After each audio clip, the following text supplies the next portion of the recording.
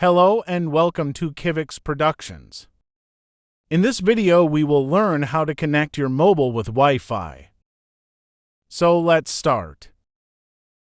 First, scroll down your finger on mobile screen.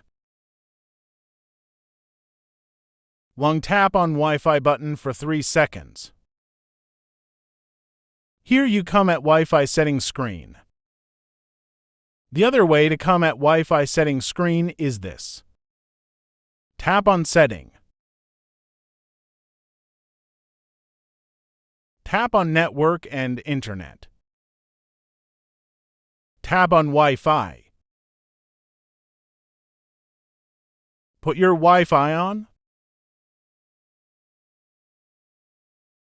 Here you can see all the Wi-Fi networks around you are available for you.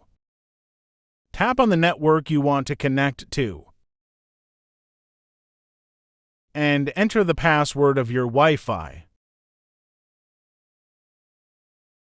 And here you can see I get connected with my Wi-Fi. Let me check is this work for me or not. And here you can see it's work very well.